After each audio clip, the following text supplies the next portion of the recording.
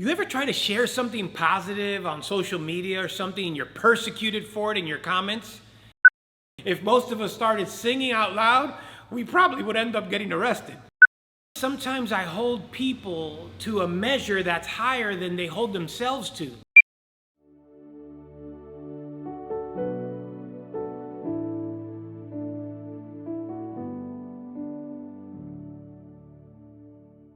Welcome to PSA. My name is Felix. I want to thank you for joining us. I want to take a liberty to share that my cousin is being buried today in Miami. His name is Nestor Garcia. And although I'm not going to make it to the funeral today, I wanted to take a moment to honor him. I want to go on record saying thank you for all the love and laughter, the support that you've shared with all of us, especially filling in my absence with my father and mother back in Miami while I live on the other side of the country in Los Angeles. I love you, and I can't thank you enough. Nestor epitomized all stereotypes Cuban. With that said, one can imagine how polarizing of a figure he was in our family. He was in his 60s, and for as long as you can remember, his nickname was Yo-Yo. I mean, that says a lot right there. He would see my son come in line and he'd be like, "Hey, what's up, Michael Jackson?" I know, we're a rowdy bunch, but Nestor reminds me of something that I shared last week, that you could be gone, but your spirit can live on. What a beautiful thought that we have an opportunity to leave lasting impressions as long as they're valued. But I'm not going to ignore the flip side. There's the possibility of living in people's memory and infamy. I think that's a lot of the reason why I make these videos. The goal is to leave something of value behind that could help someone with their perspective. I like to remember and hold people to their highest measure, appreciate their greatest memories. But to be honest, sometimes I hold people to a measure that's higher than they hold themselves to. And I know this could be a dangerous thing because no one's asking for this added pressure and expectations, and I may be setting myself up for a letdown, but I'm an extreme optimist. So I want to thank you again for joining us, and even if it's just sharing this moment of reflection with me, I apologize if you found it an imposition, but I don't believe it would be right in hopes of building an honest community with you all and then go and mask what's really going on with each other. So please, let's engage in the comments, shoot each other some supporting messages or some thoughts, share these videos. On the receiving side of one of these videos is someone who was stuck waiting for a fresh perspective, and that could be you sharing it with them. So I want to share this moment in the scriptures where everyone, even strangers, even the ops, benefit from someone having a positive spirit. Paul and Cyrus are on this evangelism tour, sharing the gospel with the Roman people, and they are beaten for it and thrown in jail. Imagine that. The gospel stands for good news, and you are beaten and thrown in jail for sharing good news. You ever try to share something positive on social media or something and you're persecuted for it in your comments? Well, the same thing thousands of years ago, except this is face-to-face and it hurts a lot worse. I believe God brings trials for a reason. And if I'm being taken to task by God, bring it on so I can learn something. But how often is it that it's just us as the judge, the jury, taking ourselves to trial unjustly? In Acts 16, starting in verse 25, it says, "Along about midnight, Paul and Silas were at prayer and singing a robust hymn to God. The other prisoners couldn't believe their ears. Then without warning, a huge earthquake. The jailhouse was tottered. Every door flew open. All the prisoners were loose. Startled from their sleep, The jailer saw the doors swinging open, loose on their hinges. Assuming all the prisoners had escaped, he pulled out his sword and was about to do himself in, figuring he was as good as dead anyway, when Paul stopped him. "Don't do that. We're all still here. Nobody's run away." In those times, the guard would have been killed for any mishap in the prison. We have an opportunity with every decision to spread a spirit. What is the spirit you are releasing, leading people towards? I have walked in a room and led people to leave. But I've also walked into a room and led people to Christ. What stark differences. But the scriptures teach us that we have an option to receive the same spirit that raised Christ from the dead and have it inside us to use it in his name.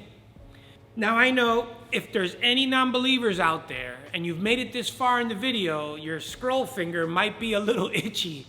But please entertain this more practical example before you leave. Someone you know can show up and you can feel lit. And when they leave, you're missing them and you're trying to figure out, man, when's the next time I could see this person? And the same way, you could see someone from far away and you cross the street because that person is such a drain on you and you don't really have time for it. So you see, we do have something innately within us that can bring a lift and life to any situation. The story continues in verse 29. It says, the jailer got a torch and ran inside. Badly shaken, he collapsed in front of Paul and Silas. He led them out of the jail and asked, "Sirs, what do I have to do to be saved?" "To really live," they said, "put your entire trust in the Master Jesus. Then you will live as you were meant to live, and everyone in your house included." They went on to spell out in detail the story of the Master. The entire family got in on this part. They never did get to bed that night. The jailer made them feel at home. He dressed their wounds, and then he couldn't wait till the morning. He was baptized, he and everyone in his family. There in his home, he had food set out for a festive meal.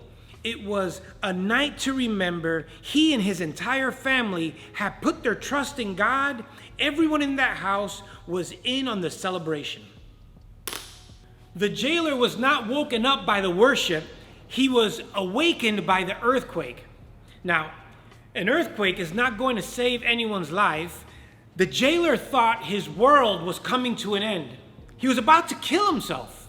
Might your greatest freedom be in the middle of your greatest crisis? Even in all the chaos, Paul offers the jailer a chance to repent, to apologize, to notice his wrongs, and to accept the gospel, the good news. Now, Paul and Silas could have been long gone. I know I probably would have. Every movie, when you get to the scene of the prison break, what happens? It's complete chaos. Everyone's trying to get out, fending for themselves. But Paul and Silas were still because their job was not done yet. The jailer was part of their assignment. A beautiful thing we see here is when the jailer is saved, it leads to his whole family being saved. Are you sitting in the crux of your assignment? Are you focused on overcoming your discomfort to make sure you complete your mission before you're moving along? Who's waiting for your yes to set them free? It's a great responsibility to be self-aware beyond your boundaries, and it's not advisable for the weak and the unstable. But that is why we're taught in the scriptures that when we are weak, he is strong. In our imperfections, his love is made perfect. His yoke is easy and his burden is light. There's a difference between conviction from culture and conviction from Christ. When culture convicts you, you may end up in prison. But when Christ convicts you, you end up free. Silas, who we know very little about, he was in a cell with Paul for following his lead. But when they began to worship God, he and everyone else around them were set free. The company you keep has the power to lock you down or free you both physically and spiritually. Sometimes all this supernatural activity is hard to accept, I know. But if you take inventory of your own life, you probably have some beliefs that others may call superstitions. But I truly understand how hard this may be to believe when, if most of us started singing out loud, we probably would end up getting arrested. But the premise is undeniable. You can lock down my body, but my spirit and my mind are always free. Over these last few years of overreach and impositions on our freedoms, I like to think it became very obvious how much we need to protect our minds and our spirit. I like to think that if I was of clear mind and full of spirit like Paul, that I could worship some shackles off of myself and others. I personally have been part of leading youth groups, and I've watched kids come to Christ and later lead their older brothers and sisters and even parents to accept a walk with God in their lives. One person's singular choice has the power to free generations from captivity. We need to always look forward to our eternal reward and never get tripped up by the here and now. I guess that's why I'm so optimistic.